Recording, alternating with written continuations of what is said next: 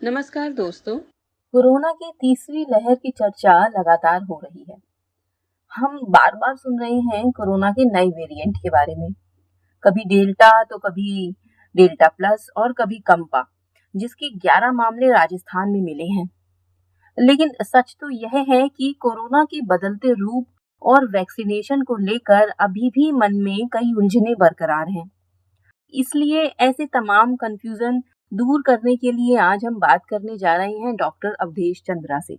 Doctor Avadhesh Chandra AIIMS hospital में department of cardiology में senior research scientist हैं। डॉक्टर साहब, आपका स्वागत है हमारे आज के कार्यक्रम में। धन्यवाद पूजा जी। डॉक्टर साहब, मेरा पहला सवाल यह है कि कोरोना की जो लहर आई नहीं, उसके आने के बारे में या उसके असर के बारे में अनुमान कैसे लगा लिया जाता है? वह क्या फॉर्मूला है जिसके आधार पर यह अनुमान लगाया जाता है कि तीसरी लहर आएगी भी या नहीं? इसके बारे में क्या निश्चितता है, इस पर कुछ प्रकाश डालिए। देखिए, आपने बहुत अच्छा सवाल पूछा कि तीसरी लहर कब आएगी और इसको लेकर क्या निश्चितता है।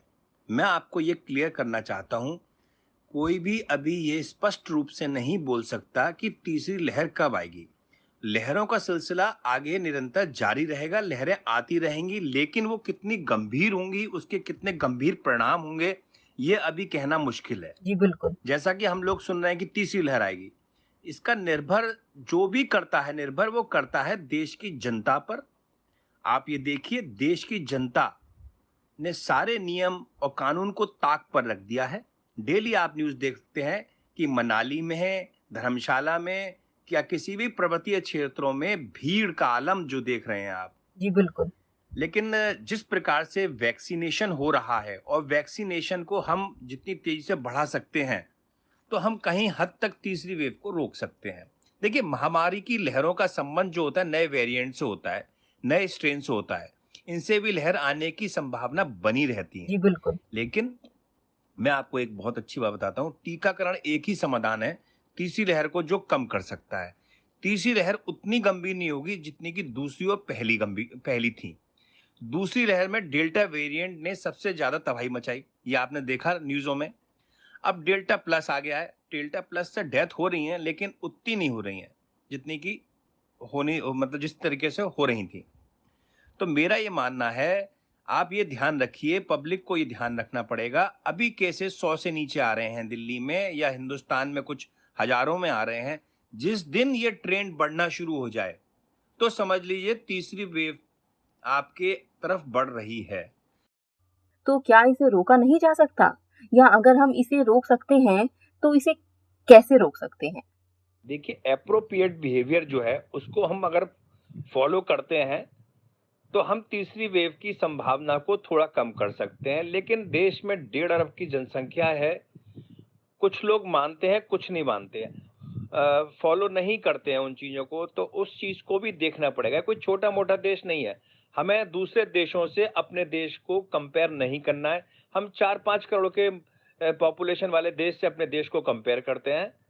तो मेरा ये मानना है कि लोगों को कुछ समझना चाहिए। सारी जिम्मेदारियां सरकार की नहीं होती हैं, कुछ जिम्मेदारियां जनता की भी होती हैं।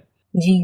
तो जनता को चाहिए कि भाई, देख रहे हैं कि कोरोना फैल रहा है, कोरोना को कैसे रोकना है, क्या नहीं रोकना है। मिलना कम करना चाहिए। अगर मिल रहे हैं तो 2 मास्क लगा लीजिए। आप मत हाथ मिलाइए, ज्यादा देर मत बात करिए। वैक्सीनेशन करा लीजिए। वैक्सीनेशन कराने के बाद आप थोड़ा मिलें, कंट्रोल करें।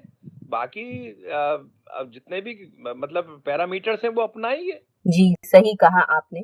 तो आप तीसरी वेव को रोक सकते हैं। और नहीं करेंगे तो देखिए, आपने अप्रैल मई में देखा किस हिसाब से लोगों की जानों की क्षति हुई है। जी, डॉक्टर तो साहब। मेरा मानना है, आप एप्रोप्रिएट बिहेवियर जो है उसको अपनाइए। कोविड महामारी ने ये जो रूप ले रखा है अवधेश जी, आपकी निगाह में उसकी वजह क्या है? देखिए, किसी भी बीमारी के लिए 3 फैक्टर बहुत जरूरी होते हैं। पहला, एजेंट यानी कोविड के केस में वायरस। दूसरा, होस्ट यानी कि इंसान, मनुष्य। जी। तीसरा है एनवायरनमेंट। इन तीनों के माध्यम से बीमारी पैदा होती है। अब देखिए, आप कोविड पेंडेमिक के लिए एजेंट यानी वायरस 4 से 5 महीने के अंदर अपना रूप बदल रहा है। जैसा कि आप जानते हैं, पढ़ भी रहे हैं और देख भी रहे हैं, जिसको हम म्यूटेशन कहते हैं। बहुत महत्वपूर्ण जानकारी दे रहे हैं आप। अब म्यूटेंट वायरस जो होता है, यही बीमारी और तीसरी लहर को पैदा करने में सक्षम है। जी डॉक्टर साहब। क्योंकि ये रूप बदल रहा है, बार बार जब इसका रूप बदला जाएगा तो बीमारी फैलने के चांसेस रहते हैं, जिससे हम प्रिडिक्ट कर सकते हैं कि तीसरी लहर आएगी। दूसरा होता है होस्ट। जब किसी को इन्फेक्शन हो जाता है तब उसके अंदर एंटीबॉडीज बन जाती हैं, जो एक कवच का रूप काम करती है बीमारी से बचाने के लिए। वो 6 महीने या उससे अधिक समय तक रह सकती हैं, जो उस मनुष्य को दोबारा रीइंफेक्शन ना हो उससे बचाती हैं। जब वो कम होने लगती हैं तो अब हम मान सकते हैं कि भाई कोई अन्य वेव आ सकती है। जी। अब क्या है कि हमें ये देखना होगा, जब भी एनवायरमेंट, जिसे हम बोलते हैं एनवायरमेंट, जब कोई वेव खत्म होती है तब जनता जनार्दन अपना कोविड एप्रोप्रिएट बिहेवियर भूल जाती है, मिलना शुरू कर देती है, पार्टियां शुरू कर देती है, जिससे क्या होता है कि इन्फेक्शन बढ़ने के चांसेस बहुत बढ़ जाते हैं। जी। और हम नई वेव को आमंत्रित करते हैं, हम लोग खुद करते हैं आमंत्रित। भाई जब आप क्या करें, आप बिहेवियर अपना नहीं सुधारेंगे तो वेवें आती रहेंगी और वायरस फैलता रहेगा। इसका एक ही उपाय है पूजा मैम, जी। कि हम वैक्सीनेशन की ड्राइव को जितनी जल्दी समझ जाएं और जितनी जल्दी देश की जनता को लगा दें। डॉक्टर साहब, अब मैं आपसे वैक्सीनेशन के बारे में जानना चाहती हूँ। इसे लेकर बहुत कंफ्यूजन बरकरार है। एक सवाल तो यह भी मन में उठता है कि कोरोना की तीसरी लहर पर क्या यह वैक्सीनेशन असरदार होगा? पूजा जी, तीसरी लहर हो या आगे आने वाली अन्य लहरें, वैक्सीनेशन के अलावा हमारे पास कोई उपाय नहीं है। इसलिए टीकाकरण बहुत जरूरी है और जिंदगी का कवच ही टीकाकरण है।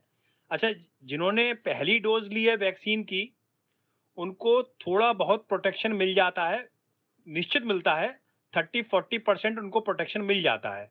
और जिन लोगों ने दोनों डोज ली हैं, वह जनता 90% तक सुरक्षित है, उनकी बीमारी सीरियस नहीं होगी, हॉस्पिटलाइजेशन उनके चांसेस बहुत नगण्य हो जाते हैं जी। और डेथ को हम प्रिवेंट भी कर सकते हैं। यह मेरा अपना पर्सनल मेरा व्यू है। जी। वैक्सीनेशन जरूर कराइए, इसके अलावा हमारे पास कोई उपाय नहीं है। आप एक शहर से दूसरे शहर जाते हैं, भारत के आप वासी हैं, आप जो कोविन ऐप है उसके माध्यम से अपने आप को रजिस्टर्ड करा सकते हैं किसी भी शहर में, वहां आपका रिकॉर्ड मिल जाता है। और सरकार इस पे और भी कार्य कर रही है, इसको और सरल कर देगी आने वाले टाइम में। जी। अब आपने कहा पहली डोज, दूसरी डोज, मैं आपको बता दूं, फिर मैं बताऊंगा, ये मेरा व्यू है कि आने वाले समय में जिस हिसाब से वेरिएंट्स बदल रहे हैं, म्यूटेशन हो रही है, हमको बूस्टर डोज की भी जरूरत पड़ेगी। आपने भविष्य में बूस्टर डोज की बात कही, लेकिन बूस्टर डोज से पहले अभी तो वैक्सीन को लेकर ही कंफ्यूजन बना हुआ है। मसलन क्या पहली डोज लेकर छोड़ दें, यानी दूसरी डोज ले ही नहीं, तो क्या हम सुरक्षित नहीं हैं?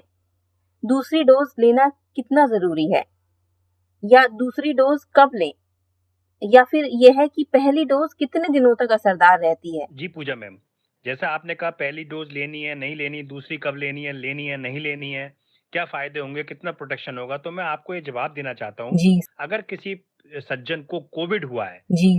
तो कोविड रिकवर होने के 6 महीने तक उसके अंदर खुद की नेचुरल एंटीबॉडीज डेवलप हो जाती हैं, जिसके लिए उसको वैक्सीन की जरूरत नहीं होती है। 6 हफ्ते बाद वो अपना एक एंटीबॉडीज टेस्ट करा ले और वो जिसकी जो भी उसकी मात्रा हो उसके हिसाब से वो वैक्सीन लगवा ले। अब पहली वैक्सीन अगर वो लगवाता है तो आपने मुझसे पूछा कितना प्रोटेक्शन मिलेगा। जी। इसके पीछे अपने अपने अलग अलग तर्क हैं।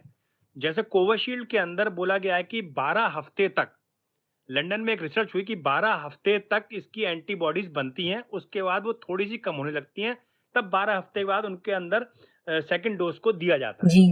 और कोवैक्सीन के अंदर पहली जो डोज के 30 से 40 दिन बाद दूसरा वैक्सीनेशन किया जाता है।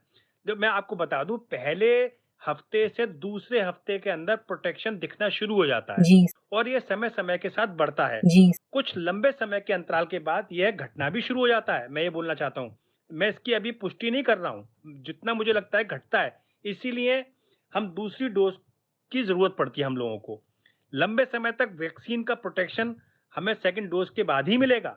दूसरी डोज के 1 या 2 हफ्ते बाद हम देखेंगे हमें 90-94% प्रोटेक्शन मिल चुका है। इसलिए वैक्सीनेशन कराना बहुत ही ज़रूरी है। आपकी बात से यह बात समझ में आ गई कि वैक्सीन के अलावा इस कोविड से बचने का फिलहाल कोई उपाय नहीं है। हमें वैक्सीनेशन करवा लेना चाहिए। अब आखिरी बात ये कि आप हमारे श्रोताओं को क्या संदेश देना चाहेंगे? पूजा मैम, मेरे देश की जनता से यही एक अपील है कि जो कोविड के नियम हैं, उसको अच्छे से पालन करें, जी, क्योंकि अभी ये कोविड आसानी से अभी 1 साल 2 साल में ख़त्म नहीं होगा। मुझे पर्सनली लगता है कि ये 3-4 साल तक हमारी ज़िंदगी में बना रहेगा। जी, हमें बहुत सी चीज़ों को फ़ॉलो करना चाहिए, जो भी एप्रोप्रिएट बिहेवियर है कोविड का, उसको फ़ॉलो करना चाहिए, जैसे कि मास्क है, सोशल डिस्टेंसिंग है, हाथ को सैनिटाइज़ करना है, ये सब चीज़ें हमें करनी पड़ेगी। और चौथा है टीकाकरण। जी, अगर टीकाकरण हम करा लेते हैं, अगर हम दिसंबर तक भारत की जनता को 75% टीकाकरण हो जाए, तब हम कोविड को कई हद तक रोक पाएँगे। जी, मेरी एक जो श्रोता मुझे लोग सुन रहे हैं, उनसे मेरा निवेदन है, जो लोग टीकाकरण पे भ्रमित हो रहे हैं, उनके भ्रम को दूर करिए। कोई टीकाकरण से आपको हानि नहीं होगी। तो एक ही मेरा आप लोगों से अनुरोध है, जल्द से जल्द टीकाकरण को की मुहिम को तेज कराइए और इसको लगवाएँ और दूसरों को प्रोत्साहित कीजिए। बहुत शुक्रिया डॉक्टर अवधेश चंद्रा जी। आपने हमें और हमारे श्रोताओं को इतनी अच्छी और महत्वपूर्ण जानकारियाँ दी। धन्यवाद पूजा जी, जो आपने मेरे को ये प्लेटफ़ॉर्म दिया। मैं आपका सादर धन्यवाद बोलता हूँ। नमस्कार। तो साथियों, अभी आप सुन रहे थे डॉक्टर अवधेश चंद्रा को। यह एम्स में सीनियर रिसर्च साइंटिस्ट हैं। एक बार फिर आपकी और हमारी ओर से डॉक्टर अवधेश जी को शुक्रिया। अगली बार हम फिर मिलेंगे ऐसे ही कुछ सवालों के साथ किसी और विशेषज्ञ से। तब तक के लिए पूजा प्रसाद को दें इजाजत। नमस्कार।